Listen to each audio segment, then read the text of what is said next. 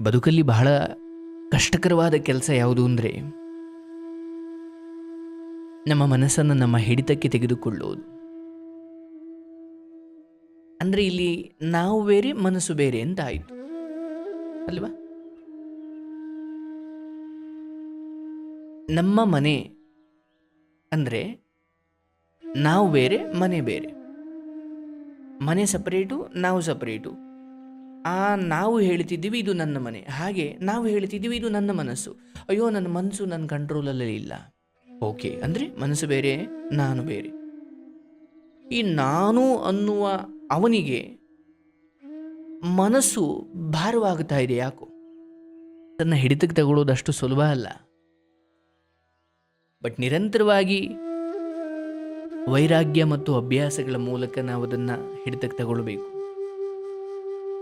ಒಂದು ವೇಳೆ ನಿಮ್ಮ ಮನಸ್ಸನ್ನು ನಿಮ್ಮ ಹಿಡಿತಕ್ಕೆ ತೆಗೆದುಕೊಳ್ಳಿಲ್ಲ ಅಥವಾ ಬಂದ ಎಲ್ಲ ಭಾವನೆಗಳಿಗೂ ನೀವು ತುಂಬ ಸ್ಪಂದಿಸ್ತಾ ಹೋದರೆ ಜೀವನ ಬರ್ಬಾದಾಗ್ಬಿಡುತ್ತೆ.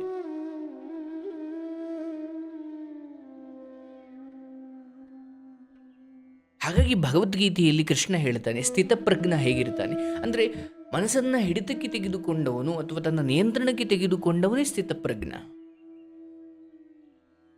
ಈಗ ಒಬ್ಬ ವ್ಯಕ್ತಿ ನದಿಯಲ್ಲಿ ದೋಣಿ ಓಡಿಸ್ಕೊಳ್ತಾ ಹೋಗ್ತಿದ್ದಾನೆ ಅಥವಾ ಸಮುದ್ರದಲ್ಲಿ ಎಂದುಕೊಳ್ಳೋಣ. ಈ ವ್ಯಕ್ತಿಗೆ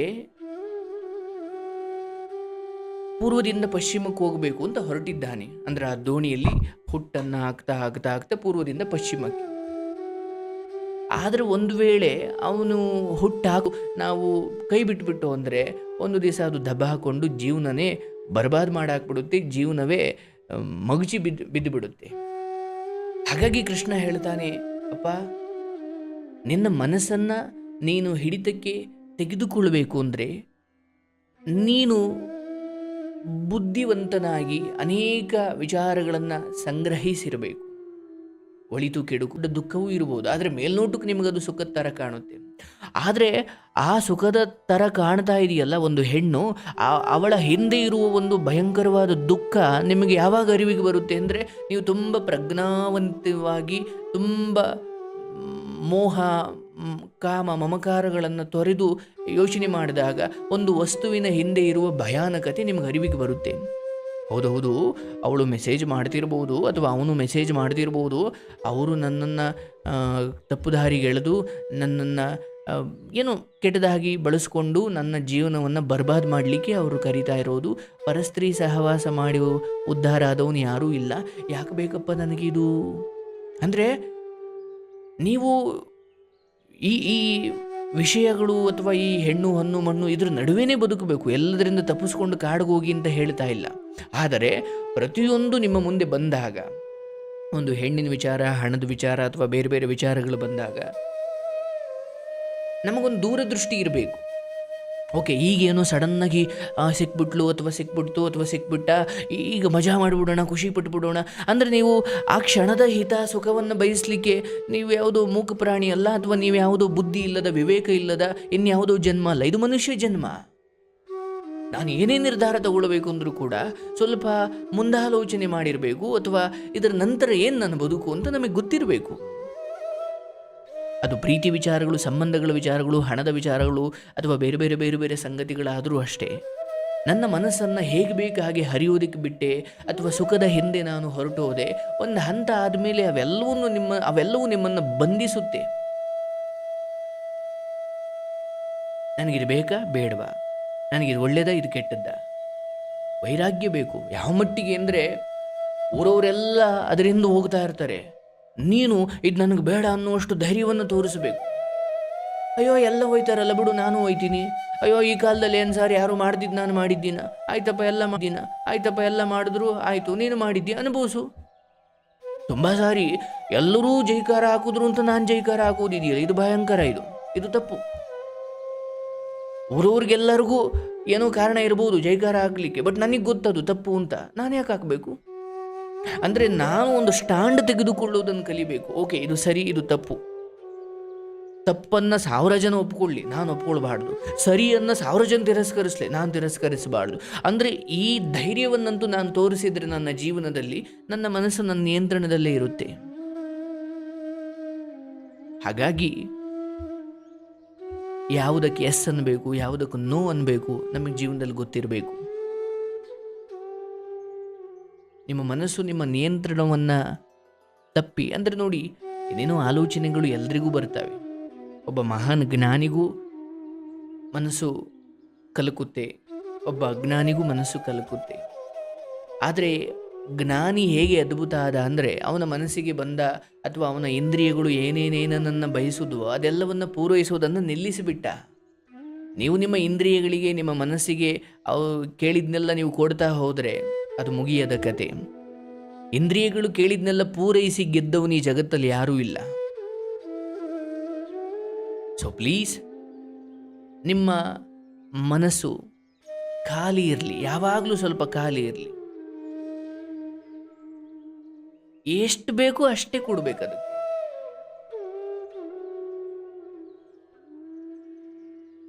ಎದುರುಗಡೆ ಯಾವುದು ವಿಷಯಗಳು ಬರಬಾರ್ದು. ನನ್ನ ಮನಸ್ಸು ಕೆಡುತ್ತೆ, ನನಗೆ ಯಾವುದೋ ಸುಂದರ ಹೆಣ್ಣು ನನ್ನ ಮುಂದೆ ಬರಬಾರ್ದು, ಅಥವಾ ಯಾವುದೋ ಸುಂದರ ಗಂಡು ನನ್ನ ಮುಂದೆ ಬರಬಾರ್ದು, ಅಥವಾ ಜಗತ್ತಿನ ಕೆಡುಕು ವಿಚಾರಗಳು ನನ್ನ ಗಮನಕ್ಕೆ ಬರಬಾರ್ದು. ಆಗ ನನ್ನ ಮನಸ್ಸು ಸರಿ ಇರುತ್ತೆ, ಇಲ್ಲಾಂದರೆ ಮನಸ್ಸು ಕೆಟ್ಟು ಹೋಗುತ್ತೆ. ನೋಡಿ, ನಾವು ಇದೇ ಸಮಾಜದಲ್ಲಿ ಬದುಕಬೇಕು. ಒಳ್ಳೆಯದು ಕೆಟ್ಟದ್ದನ್ನೆಲ್ಲ ಕೇಳ್ತಾನೆ ಇರ್ತೀವಿ, ಆದರೆ ಅದು ಯಾವುದ್ರ ಬಗ್ಗೆನೂ ನಾವು ಆಸಕ್ತಿ ತೋರಬಾರ್ದು. ಯಾಕಂದರೆ ಯಾವುದನ್ನು ತಿಳ್ಕೊಂಡು ಏನೂ ಆಗಬೇಕಾಗಿಲ್ಲ. ಯಾವುದು ನಿಮ್ಮ ಮನಸ್ಸನ್ನು ಪರಿಶುದ್ಧಗೊಳಿಸುತ್ತೋ, ಯಾವುದು ನಿಮ್ಮ ಮನಸ್ಸನ್ನು ನಿಯಂತ್ರಣಕ್ಕೆ ತೆಗೆದುಕೊಳ್ಳಿಕ್ಕೆ ನಿಮಗೆ ಉಪಕಾರ ಮಾಡುತ್ತೋ ಅದ್ರ ಕಡೆ ಗಮನ ಕೊಡಿ. ಅಂಥ ವಿಡಿಯೋಗಳು ನೋಡಿ, ಅಂಥ ಮೋಟಿವೇಶನಲ್ ಸ್ಪೀಚ್ಗಳನ್ನು ಕೇಳಿ, ಆಧ್ಯಾತ್ಮಿಕ ಪ್ರವಚನಗಳನ್ನು ಕೇಳಿ. ಬಟ್ ಏನಾಗ್ಬಿಡುತ್ತೆ, ಈ ಮುಂಚೆ ವರ್ಷಾನುಗಟ್ಟಲೆ ಬೇಡದೇ ಇರೋ ವಿಚಾರಗಳಲ್ಲಿ ಭಾಗವಹಿಸ್ಬಿಟ್ಟಿರ್ತೀವಿ, ಏನೇನೋ ಮಾಡಿಬಿಟ್ಟಿರ್ತೀವಿ. ಈಗ ಅಯ್ಯೋ ನಾನು ಎಂಥ ಸಂಕಟಕ್ಕೆ ಸಿಗಾಕೊಂಡೆ ಅಂತ ಗೊತ್ತಾಗ್ಬಿಟ್ಟಿರುತ್ತೆ. ಈಗ ಒಂದು 5 ದಿವಸ 10 ದಿವಸ, ಒಂದು ತಿಂಗಳಲ್ಲಿ ಹೊರಗಡೆ ಬಂದುಬಿಡ್ಬೇಕು ಅಂದರೆ 10 ವರ್ಷ ಮಾಡಿರೋ ಎಡವಟ್ಟುಗಳನ್ನು 10 ದಿವಸದಲ್ಲಿ ನಾನು ಓವರ್ಕಮ್ ಮಾಡಬೇಕು, ಆಗಲ್ಲ, ಸಮಯ ಬೇಕಾಗುತ್ತೆ. ಸೊ ಭಗವಂತ ಕೃಷ್ಣ ಹೇಳಿದ ಹಾಗೆ ಬೇಡದೇ ಇರೋ ವಿಚಾರಗಳ ಬಗ್ಗೆ ವೈರಾಗ್ಯ ಇರಬೇಕು, ಮತ್ತು ಬೇಕಿರುವ ವಿಚಾರಗಳನ್ನು ನಿರಂತರ ಅಭ್ಯಾಸ ಮಾಡಬೇಕು. ಆಗ ಮಾತ್ರ ನಾವು ಜೀವನದಲ್ಲಿ ಯಶಸ್ಸಾಗ್ತೀವಿ, ಮನಸ್ಸು ನಿಯಂತ್ರಣಕ್ಕೆ ಬರುತ್ತೆ. ಓಕೆ, ಆ್ಯಂಡ್ ನಿಮ್ಮ ಬಗ್ಗೆ ನೀವು ಆದಷ್ಟು ಒಳ್ಳೇದು ಅಂದುಕೊಳ್ಳಿ. ಓಕೆ, ನಾನೀಗ ತುಂಬ ಬುದ್ಧಿ ಕಲ್ತಿದ್ದೀನಿ, ತುಂಬ ಅನುಭವಗಳಾಗಿದ್ದಾವೆ, ಈಗ ನಾನು ಸುಲಭವಾಗಿ ಯಾಮಾರುವುದಿಲ್ಲ, ನನ್ನ ಮನಸ್ಸಿನ ಆನಂದ, ನನ್ನ ಮನಸ್ಸಿನ ಸಂತೋಷ ಇವೆಲ್ಲವೂ ನನ್ನ ಕೈಯಲ್ಲೇ ಇದೆ. ಯಾರೋ ಬಿಟ್ಟು ಹೋದರು, ಯಾರೋ ಏನೋ ಅಂದರು, ಯಾರೋ ನನ್ನ ಜೀವನವನ್ನು ಕೆಡಿಸಿದ್ರು, ಇನ್ಯಾವುದರಲ್ಲೂ ನಾನು ಸೋತೆ, ಇನ್ಯಾವುದರಲ್ಲೂ ನಾನು ಎಲ್ಲರಿಗಿಂತ ಹಿಂದೆ ಇದ್ದೀನಿ. ನಿಮ್ಮ ಬಗ್ಗೆ ನೆಗೆಟಿವ್ ಅಂದ್ಕೊಳ್ಳೇಬೇಡಿ ಪ್ಲೀಸ್. ಬೆಳಿಗ್ಗೆ ಎದ್ದಾಗಲಿಂದ ರಾತ್ರಿ ಮಲಗುವವರೆಗೂ ಕೂಡ ನೀವೆಷ್ಟು ಸಾಧ್ಯವೋ ಅಷ್ಟು ಧನಾತ್ಮಕವಾಗಿ ಮಾತಾಡ್ಕೊಳ್ಬೇಕು. ಎಸ್, ನೆಕ್ಸ್ಟ್ ವರ್ಷ ನಾನೊಂದು ಸೈಟ್ ತಾಣ್ತೀನಿ, ನಾನೊಂದು ಮನೆ ಕಟ್ತೀನಿ, ಈ ದಿನದಲ್ಲಿ ನಾನು ಒಳ್ಳೆ ರೀತಿಯಲ್ಲಿ ಬದುಕ್ತೀನಿ, ಈ ದಿನ ನಾನು ಗೆಲ್ಲೋದಕ್ಕೆ ನನಗೆ ಸಿಕ್ಕಿದೆ, ನಾನು ನನ್ನ ಕೆಲಸವನ್ನು ಶ್ರದ್ಧೆಯಿಂದ ಮಾಡ್ತೀನಿ, ನಾನು ನನ್ನ ಕೆಲಸವನ್ನು ಬಿಟ್ಟು ಇನ್ಯಾವುದಕ್ಕೂ ತಲೆ ಹಾಕುವುದಿಲ್ಲ, ಎಷ್ಟು ಸಾಧ್ಯವೋ ಅಷ್ಟು ನಾನು ಭಗವಂತನ ಸಮರ್ಪಣಾ ಭಾವನೆಯಿಂದ ನಾನೊಂದು ಕೆಲಸವನ್ನು ಮಾಡ್ತೀನಿ. And this is my day, and ನಾನಿವತ್ತು ಗೆಲ್ಲೋದಿಕ್ಕೆ ಅಂತಲೇ ನನಗೆ ಈ ದಿನ ಸಿಕ್ಕಿದೆ, ಅಥವಾ ನಾನು ಸಂತೋಷವಾಗಿರ್ತೀನಿ, ಇನ್ನೊಬ್ರಿಗೆ ಸಂತೋಷ ಕೊಡ್ತೀನಿ. ಯಾರು ನನ್ನನ್ನು ಮೂಡ್ ಆಫ್ ಮಾಡಲಿಕ್ಕೆ ಅಥವಾ ನನ್ನ ಮನಸ್ಸನ್ನು ನೋಯಿಸ್ಲಿಕ್ಕೆ ನಾನು ಅವಕಾಶ ಕೊಡಲ್ಲ. ಯಾರು ಏನಂದರೂ ನಾನು ತಲೆ ಕೆಡಿಸ್ಕೊಳ್ಳೋದಿಲ್ಲ. ಈ ಮಟ್ಟಿಗೆ ನೀವು ಪ್ರತಿದಿನ ನಿಮ್ಮೊಳಗಡೆ ಒಂದಷ್ಟು ಸಂಕಲ್ಪಗಳನ್ನು ಮಾಡ್ತಾ ಮಾಡ್ತಾ ಮಾಡ್ತಾ ಮಾಡ್ತಾ ನೀವು ಅದ್ಭುತ ವ್ಯಕ್ತಿ ಆಗ್ತೀರ. ನಿಮ್ಮನ್ನು ಯಾರು ಅಲುಗಾಡಿಸ್ಲಿಕ್ಕೆ ಆಗುವುದಿಲ್ಲ. ಸೊ ಇದನ್ನು ತಲೆಯಲ್ಲಿ ಇಟ್ಕೊಳ್ಬೇಕು. ಆ್ಯಂಡ್ ಆದಷ್ಟು ಓವರ್ ಥಿಂಕ್ ಮಾಡುವುದನ್ನು ಬಿಡಿ, ಅದರಿಂದ ಏನು ಪ್ರಯೋಜನ ಇಲ್ಲ. ಖಾಲಿ ಇರಲಿ, ಎಷ್ಟು ಖಾಲಿ ಇರುತ್ತೋ ಅಷ್ಟು ಜೀವನ ನೆಮ್ಮದಿ. ಸಮಯ ಬಂತ, ಏನೋ ಒಂದು ಕೆಲಸ ಮಾಡಬೇಕಾ, ಓಕೆ, ಅದ್ರ ಬಗ್ಗೆ ಯೋಚನೆ ಮಾಡಿ, ಮತ್ತೆ ಅದು ಖಾಲಿ ಆಗಬೇಕು. ಈಗ ನೀರು ಕುಡಿಬೇಕು ಅನ್ನಿಸ್ತು, ಹೋದೆ, ಬಾಟ್ಲು ತಗೊಂಡೆ ಅಥವಾ ಕ್ಯಾನ್ ತಗೊಂಡೆ ಕುಡ್ದೆ, ಲೋಟ ತಗೊಂಡೆ ಕುಡ್ದೆ, ಇಟ್ಟೆ ಬಂದೆ.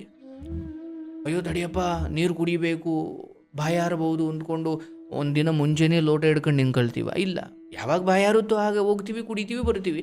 ಹಾಗೆ ಒಂದು ಕೆಲಸ ಮಾಡ್ಬೇಕಾದ್ರೆ ಮಾಡ್ತೀವಿ, ಬಿಟ್ಬಿಡ್ಬೇಕನ್ನ. ಸುಲಭ ಅಲ್ಲ, ಬಟ್ ಹಾಗೆ ರೂಢಿಸ್ಕೊಳ್ಬೇಕು, ಆಗಲೇ ಜೀವನ ಚಂದ ಅಲ್ವೇ?